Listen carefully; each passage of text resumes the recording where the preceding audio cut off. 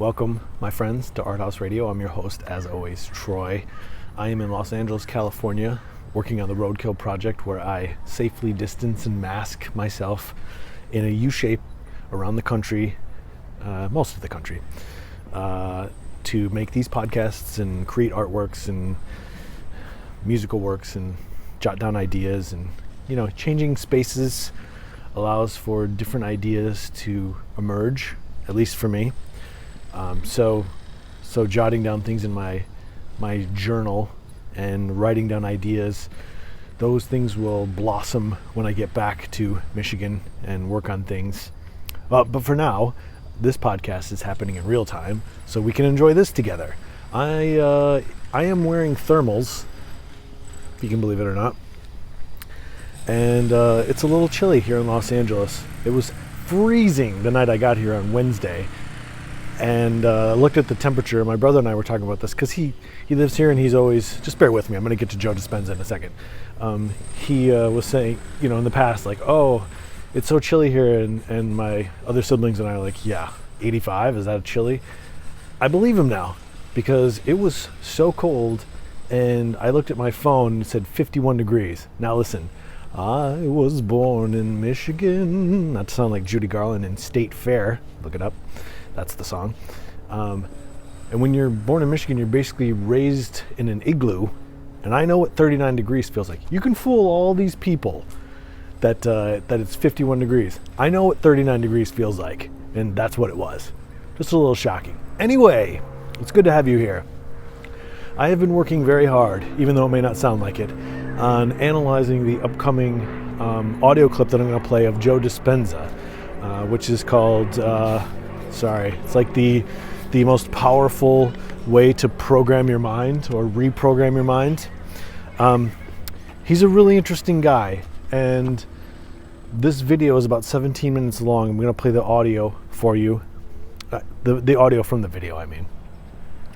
And the goal, I listened to this probably 6 or 7 times. Now, maybe that makes me slower than your average bear. And I'm hoping that people will put in the comments below because I have some questions about what he means. It's fascinating to me. It's really interesting, the idea of rewiring your brain and programming it so that you can create the life that you want. That's the point of his episode. That's the point of this episode, sharing it with you. Some of the things that he talks about in his video, the main goal is to, I just jotted this down, to unlearn and relearn, break the habit of the old self, reinvent the new self. You got to unfire, unwire, refire, and rewire your brain. Prune synaptic connections and sprout new connections. Unmemorized emotions stored in the body, and then we have to recondition the body to a new mind and a new emotion. To stop signaling, we have to stop signaling the same genes in the same way, and begin to signal new genes in new ways, to pull our intention and our energy out of the familiar past and begin to invest attention and energy into a new future. Go from the known to the unknown. And once we get, one of the things he talks about is what we have to do as like a main, those are goals as well, but he's got a lot of things to say. And so he's got goals everywhere. But another goal is that it's important to get past our body. Our culture, our material objects, linear time, and the point of doing that is to become pure consciousness. And once we become pure consciousness, then we can go into the unknown, which is the best place to create what we want, and it's the best way to predict the future. And the best way to predict the future is to create it, as he says at the beginning of the video. Now, I'm not going to reiterate everything here that he says. He says it much better, a lot better than I do. But it's really fascinating, and I want to hear, hopefully people will comment or send me private emails, whatever you want to do, on what you think this is. What is he talking about here? Because he gets into specific things. He's a doctor. I don't know what he's a doctor of, but he seems to have a real knack for the gab, philosophy, but he appears to be trained in neurosciences as well. And he spouts off a lot of words that I'm not familiar with that particular study within neuroscience, or the terms that he's using. They're great. I'm in, man. I'm pulled into this. It's fascinating to me. I want to rewire and refire. I want to be the best that I can be, and I'm sure you do as well. That's maybe why you clicked on this. But I have a few questions, and I'm going to lay them out right now before I play the audio. So he talks about how we can create a map for the future by feeling emotions, which are huge. Feeling the emotions ends up training your body. That's what I took from it. That the way to have your mind train your body is to use emotional experiences, because he gives the example of you can tell everyone where you were on 9/11 and maybe where you quarantined in COVID-19. We'll be talking about that for decades. And the reason is because it changed how you feel. So you create a map for the future by feeling emotions ahead of the experience. Our brain doesn't know that it hasn't happened yet, so you're creating a map for the future, essentially. Sorry, it's COVID, so I'm not wearing a mask, and I'm darting in and out of neighborhoods and from the sidewalk to the street, trying to keep safe and be respectful. In my Detroit City t-shirt. Sorry, I keep forgetting to look. There's just a little tiny dot here that I have to look at. That's you. You're like a little speck. You're like Earth. My phone is the universe, and you're just a little blue dot to the left side. I'm sorry if I look away. I'm such an unprofessional monologuist. But here are my questions anyway about Joe Dispenza. So he mentions somewhere in there when he gets into talking about how we get into the process of recreating our lives by training our brain and training our brain waves to be coherent and our heart to be coherent in physical ways, so that it leads us to be able to reprogram ourselves, essentially. He gives an example that they took a group of people who meditated for 60 days, and that he says that they were able to change essentially their genes, and that the way he explained it was that they ended up basically reversing the aging process. Now, I'm not necessarily questioning the science on this, although I have questions, but is that what he meant? That what kind of meditation? Does anybody know? What kind of meditation is he talking about? And to go further, he mentions elevating your emotional state for 10 minutes, just a few times a day for 4 days, could strengthen your immune system by 50% or more. That's quite a claim. By 50% or more, you could strengthen your immune system by just elevating your emotional state for a few minutes a day, 10 minutes? 10 minutes a day, a few times a day for 4 days. What does that mean? Does anybody know? What does it mean to elevate your emotional state? Does that mean you purposely laugh? Or what are you talking about there? I don't understand. Anyway, I'm going to play the video because this is already going on too long, and hopefully, if you're here still, thank you. I appreciate you sticking around.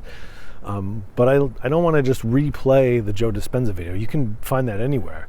I'm hoping to have some sort of input or set up the possibility for us to have a dialogue, if it's private or if it's in comments or whatever, because I want to hear from you. I want to figure this out, and I'll be playing more of his videos in the future. I'm working on another one right now that's related to this, because I think this is important. This is important stuff. If somebody out there is claiming that you can meditate for 60 days and change your genetic structure, that's something that should be on the front page news. I don't care if COVID's happening or not. Oh, sorry. That was almost me getting run over by a car. Okay, done almost getting hit by a car. But yeah, these are interesting things, and I don't want to just play the video. That's stupid. There are some people on YouTube who do that, and whatever. But I'm trying to give you an honest opinion. I'm trying to be genuine with you and just talk about the things that I like about it. And also ask questions about it, because maybe some of you out there caught some things that I didn't catch. And I'm sure there's a lot of you out there. All right, I'm going to play the clip now. Remember to follow everywhere at arthouse.radio. I'm at Spaces with Light. And please, if you can, become a radio member at patreon.com/arthouseradio. It's a great way to support this show. You want artists to make it, right? You survived in the pandemic because of podcasts and artwork and movies and film and books. This falls into that group. Whether you think this is, if you don't want to give to this podcast, you don't think it's worthy, then give to any podcast. That's what I would ask that you do. But I would prefer, obviously, for you to give to this one. All right. Enjoy the clip, and I'll see you on the next episode.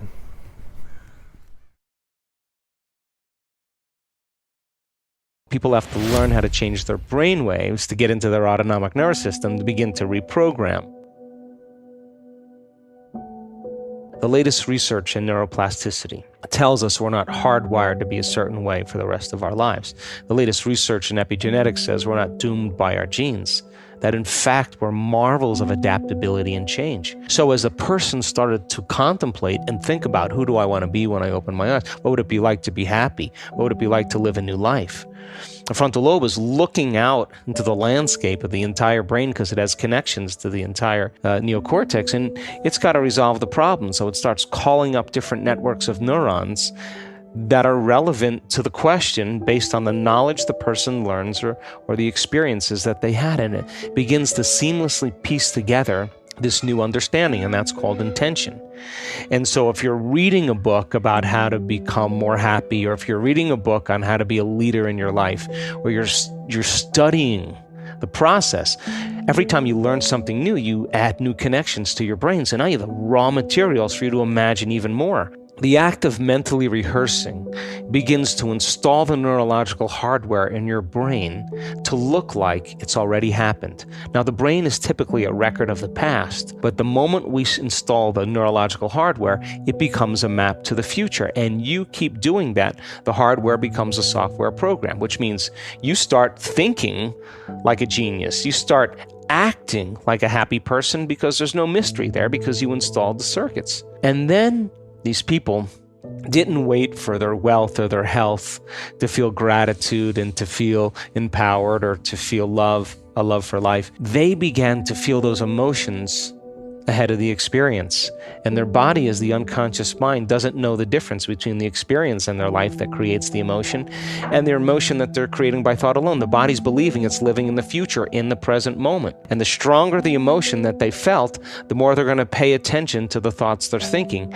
And now all of a sudden, they're changing their biology from living in the past present reality to living in the future present reality. And I was so intrigued by this process that I went back to school to study neuroscience, because it was the answer. In the internal process of rehearsing and imagining, they had long moments where they lost track of time and space, where when they opened their eyes, they thought it was maybe 15, 20 minutes later, and it was an hour and 15 minutes later. When we get into the present moment, there's a moment where you lose track of yourself. You forget about yourself. And only in the present moment do you have access, according to the quantum model of reality, to other possibilities. And when you're truly in the present moment, the generous present moment, that's the moment then that you are no longer living in the familiar past or the predictable future. And in order for us to change, I realized that we have to get beyond our environment. And what's our environment made of? People, husbands, kids, bosses, objects, things, places. You got to get beyond your emotions, your body, your pain, your disease. And you got to get beyond this concept of linear time. So when we get beyond our body, our environment, and time, we become pure consciousness. And now that consciousness can begin to connect to the consciousness of the field. And all of a sudden I realized that when people are nobody, no one, no thing, no where, and no time, that's the moment They're no longer a face. They're no longer a culture. They're no longer a skin color. They're no longer a mother. They're no longer a grandmother. No longer a doctor or an attorney. They're no longer a nurse. They're pure consciousness. And that is the element that we begin to connect to something greater. So I wrote a book about it. And then I wound up on this documentary called What the Bleep Do We Know? And that became an overnight sensation. And we did all these conferences, all the scientists all over the world. And at the end of every conference, we had panel discussions. And I started listening to the people's questions during those panel discussions. And they asked really three important questions. How do we do it? Which is a good question. How do our thoughts affect our body or our life? Second question, if our personality creates our personal reality, and it does, and our personality is made up of how we think, how we act, and how we feel, in order for me to change my personal reality, I have to change my personality. Why the hell is it so hard to change? And I thought that was a really good question. And the third thing was, what do you do? So I started teaching these Friday night, all day Saturday events and giving people the understanding of brain science and brain waves and the quantum model and showing them pictures of neurons connecting and disconnecting, what neural nets are and how the brain works and what focus concentration looks like, and begin to create something where people could really begin to practice at home. And basically I said, okay, well, if these are the four principles that these people used in my first book to heal based on my investigation, it should work for sick people or normal people. The process is exactly the same. We got to unlearn and relearn. We got to break the habit of the old self, reinvent a new self. We got to unfire and unwire and refire and rewire. We have to prune synaptic connections and sprout new connections. Unmemorize emotions stored in the body, and then we have to recondition the body to a new mind and to a new emotion, to stop signaling the same genes in the same way and begin to signal new genes in new ways, to pull our attention and our energy out of the familiar past and begin to invest our attention and energy into a new future, to go from the known to the unknown. The model was built, and we started doing these workshops all over the world, from Australia to Mexico to Colombia to Canada to the United States to South Africa to all over Europe. We were teaching these events, and to be honest with you, the first year I didn't see many changes. We saw some people be happier, a greater sense of well-being, but no real breakthroughs. But at the end of these introductory level courses, people would ask, can you teach another level? So then I taught a level 2, and then at the end of that, they said, could you teach another level? Then we taught a level 3, and then they said, can you teach another level? And I said, I don't know anything else. But right around that point, I started having some really profound mystical experiences. Those mystical moments were so profound that I couldn't go back to be Joe Dispenza again. And all of a sudden, I realized that every time I had one of those mystical moments, the first thing that I came to when I came back to who I was I have this all wrong. Like some layer of conditioning, how we're so unconscious to how we view the world. Some layer, some veil was lifted. And then all of a sudden, I got very passionate about the mystical. And so we started teaching a level 3.5. And then right around this time, all of a sudden, people started sending the emails in. My God, I was diagnosed with this condition. I was trying to get this job, and I changed my energy, and I changed this, and I started doing the work, and my body's healthy. Here's the blood tests, here's the scans. And all of a sudden, we started seeing that it started to catch on. And so I wrote my second book called Breaking the Habit of Being Yourself. It was a great success, and there was a great meditation in there and a how-to. And I watched many people right around this point start to make really profound changes in their health right during our events. So we went from a level 3.5 to a level 3.5 pi, and we started seeing spontaneous remissions right in our events. And all of a sudden, I knew that I had to change everything. So then I gathered a team of scientists and researchers and said, what is going on here? I knew that it was happening in real time. So I gathered a team of researchers and scientists, and we started measuring. We started measuring brain waves. We've done over 8,000 quantitative scans on the brain, measure people that came into our event. We started doing 4.5 day, 5 days events so that we could have people for a substantial amount of time measure their brain before they came. At the end of 4 or 5 days, measure their brain at the end. And I would say, I want to know the changes are not just in their mind.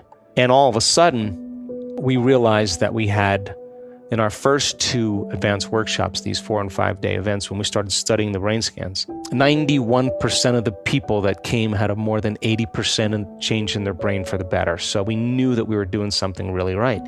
And then we started randomly selecting different people, and we started studying their brains when they were going through the process of internal change. In other words, in real time, I wanted to know what those elements were that allowed the person to connect. I can tell you that the personality doesn't change the personality. I can tell you the ego doesn't change the ego. I can tell you that matter takes a long time to change matter, that the brain takes a long time to change the brain. Only when you become pure consciousness, that consciousness is the phenomena above the brain and matter. And we started realizing that when people are stressed out or they're emotional, and they start analyzing themselves and their lives within some disturbing emotion, they make their brain worse every time, not just once or every time. So we did over 5,000 HRV scans on the heart, because when you're stressed out and when you're impatient and when you're frustrated, the heart beats out of rhythm because it believes that there's a predator behind the corner here, or you're worried about the next thing that's going to happen. You're switching on the survival centers. And so it takes a clear intention and elevated emotion to begin to affect matter and the nature of reality. So you got to open your heart. And I wanted to teach our students how to make that a skill. And we could measure them when they do it. And when you feel gratitude and appreciation and love and kindness and care, your heart starts beating in rhythm. It starts beating in a coherent pattern. When you start getting beyond matter and bodies and people and things, and you take your attention and you open your awareness to space, to nothing, the brain gets super coherent. We've measured it thousands of times. And so we just got better at teaching the process, and our students can create brain coherence and change their brain waves in 4 seconds, 5 seconds, 9 seconds, 12 seconds, 15 seconds. They just know, it's a skill. They know how to do it. And when I say go into heart coherence, they know how to do that. They can do it for 45 minutes. And why is it important? Because so many times in our life we go unconscious and we disconnect. And when the heart is beating coherently, it produces a measurable magnetic field that can be up to 3 meters wide. That's a magnetic field that allows you to begin to spread your energy. And that energy is a frequency, and frequency carries information. And now that energy can carry the thought of your abundance. It carry the thought of your wealth, because all thoughts have a frequency. The emotion of guilt, the energy of suffering cannot carry the thought of abundance or health, because it's not the same energy.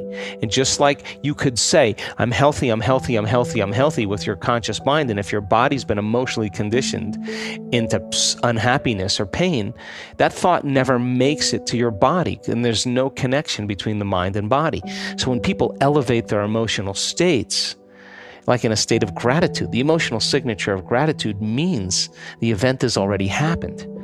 It means when you give thanks, you're getting something. So when you start giving thanks, your body's in a perfect state of receiving.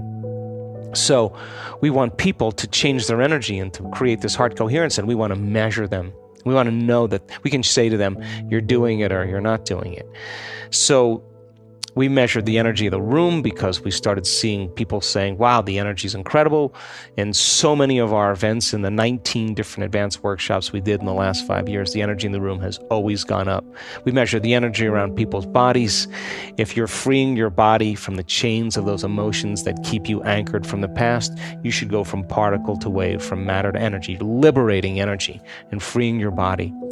So we measured the energy centers of the body, because we teach our students that each one of these energy centers are centers of information. They have their own frequency, they have their own intent, they have their own consciousness, they have their own glands, their own hormones, their own chemicals, their own individual little brains, and they're under the control of the autonomic nervous system. So people have to learn how to change their brain waves to get into their autonomic nervous system to begin to reprogram these different energy centers. And I thought, well, people are healing, but let's find the instruments to show us that those changes are actually scientifically based. So we found an instrument in Russia, and we measured thousands of people's energy. We also have done measurements on immune regulation, and we found that just a few times a day, 10 minutes a day for 4 days, just elevating your emotional state will strengthen your immune system by more than 50%. We've measured genetic changes. We've measured 7,500 different gene regulations, and our students have changed their genetic expression in 4 days. Genes that downregulate tumors and cancer growth, genes that are responsible for neurogenesis, not just making new connections, but the growth of new neurons in response to novel experiences and learning. The gene that stimulates or downregulates oxidative stress and begins to cause the body to move back into balance, anti-cancer, anti-aging, anti-heart disease, anti-stroke, anti-neurodegenerative. The gene that activates stem cells to go to damaged tissues and repair them. The gene that activates microtubules. The microtubules are the skeletal structures of the cell that vibrate and emit light, coherent light and information. And when cells are diseased or out of balance, those different harmonics are causing the cells to emit different frequencies, and the frequencies can't carry the information, and that's what causes the cells to begin to break down. Well, we now know that the microtubules, the gene when the microtubule gets signaled, that they're resonating at a greater frequency. And so our most recent research was measuring telomere lengths. And telomeres are the little DNA shoestrings that every time a cell divides, it gives up a little of that shoestring. And so the body begins to biologically age. So my question was, could we reverse that? So we randomly selected 32 people. We asked them to do meditation for 60 days. And 74% of those people had a change for the better in their telomere length. We had 40% have a significant change, and we had 23% have a dramatic change. In other words, they got a certain percentage of their life back. One lady, we measured the telomeres at the beginning of the event. 4 days later, we measured the telomeres, and we measured the telomeres 60 days later. The scientist said to me, you're not going to see any changes in telomeres 4 days later, because telomeres, as I understand, it's like hair or fingernails. They take time to grow. But I said to the scientist, we're witnessing people get their hearing back in one meditation. Why not once, not twice, not 3 times? We have people with skin rashes come out of a meditation and the skin rash is gone. They're getting a biological upgrade. So I said, well, if it's happening in no time, it's not a Newtonian phenomenon. It's not matter changing matter. Like, we're talking about energy changing matter, which is a quantum phenomenon. And I said, if that's happening, is it possible that their telomeres could lengthen in a very short amount of time? And he paused for a long time, and then he said, I think it is possible. I said, well, I'm willing to spend the money to see if it's true. And we had one lady lengthen her telomeres in 4 days, which is really, really significant. So I gathered all this data, and I wrote a book called You Are the Placebo, Making Your Mind Matter. And I had thought, well, hell, if you understand the science of the placebo, giving someone a sugar pill or a saline injection or performing some false surgery or procedure, a certain percentage of those people will accept, believe, and surrender to the thought that they're getting the real substance or treatment, and they begin to program their autonomic nervous system to make the exact pharmacy of chemicals equal to the substance they think they're taking. Now, that's not light dinner conversation. That means then that pill, which is an inert substance, is a symbol that represents a possibility in the quantum field.